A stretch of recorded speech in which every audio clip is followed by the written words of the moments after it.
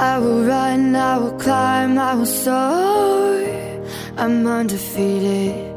Oh, jumping out of my skin, pull the cord. Yeah, I believe it. Oh, the past is everything we were.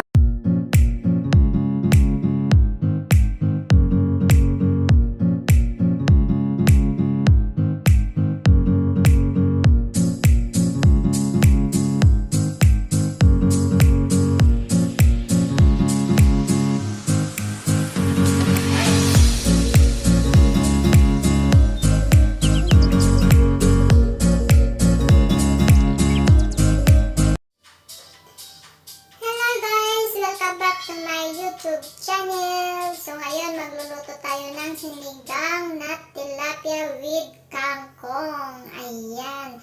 Ito ngayon ang aking ituturo sa inyo guys. So stay tuned hanggang sa dulo ng aking video guys. So una natin gagawin ang mag-prepare ng ingredients. Ayan. Kamatis ang ating ingredients. Kamatis, slicing lang ng maigi at dahan-dahan baka pati kamay ay inyong ipusin. At ang susunod ay ginger. Ayan, ganyan lang po ang pag-slice ng ginger. Ganyan lang po guys. Tapos ang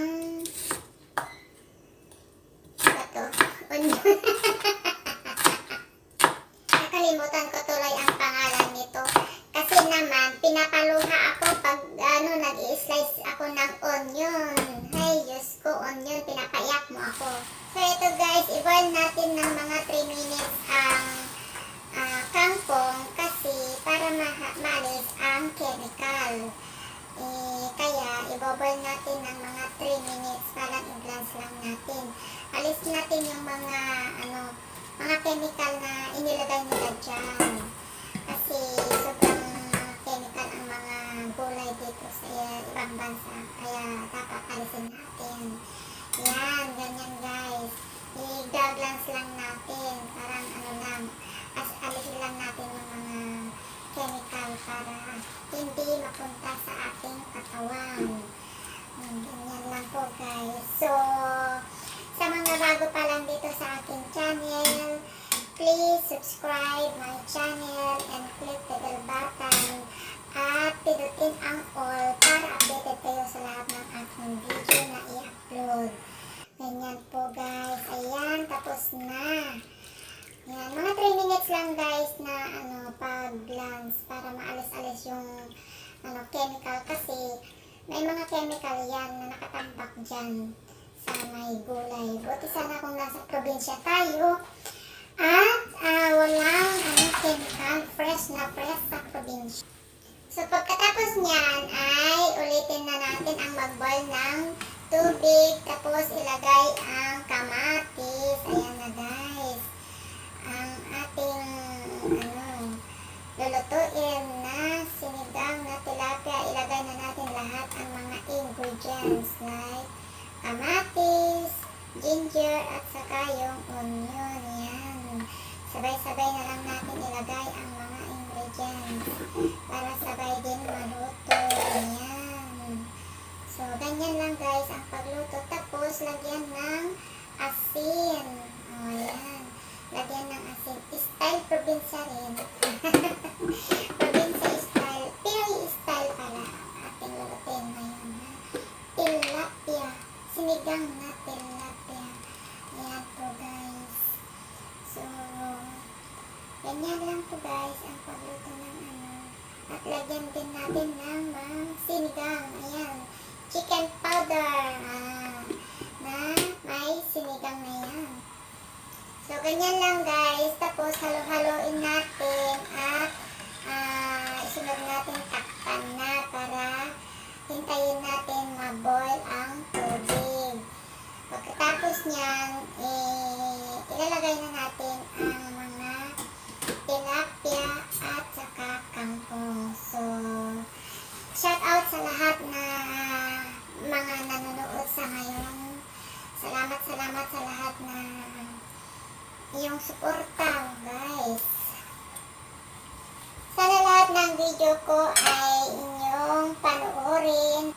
So, ngayon, ilalagay na natin ang tilapia. Ayan, ilalagay na natin ang tilapia.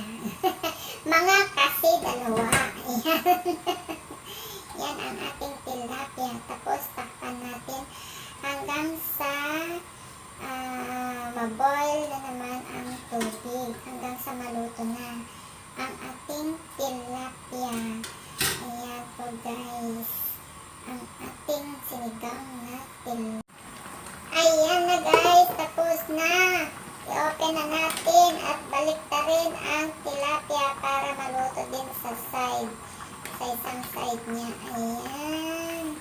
Ang ating tilapia. Dahan-dahan lang, guys. Para di magkakahiwa-hiwalay ang mga laman ng tilapia. Kaya dahan-dahan lang sa pagbaliktad ng tilapia. Ayan. Tapos, ilagay na natin ang kangkong. Ituloy na natin iluto. Kasi kanina lang ay in-glance lang natin sa mainit na tubig para maalis yung chemical. Ngayon ay iluluto na natin ng maigi ang kangkong. Sabay na natin dito sa tilapia para sa ganun ay magkalasa, magkaroon din ng lasang tilapia. Ayan. Ganyan lang po, guys, ang pagluluto ng sinigang na tilapia. Ayan. Very simple, pero rock. Ayan. Provincial style na. Pero mukhang masarap.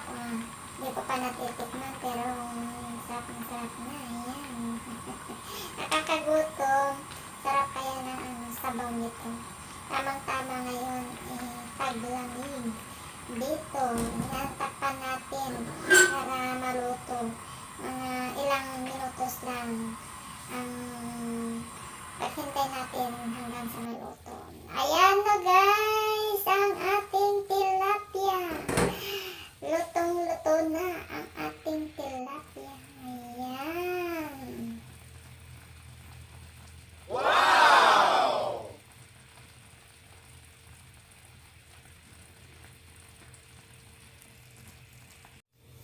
So, hanggang dito na lang, guys, ang aking video. Maraming salamat sa lahat na nanonood sa aking video. At ito, ang aking ginawang sinigang na tilapia. Maraming salamat.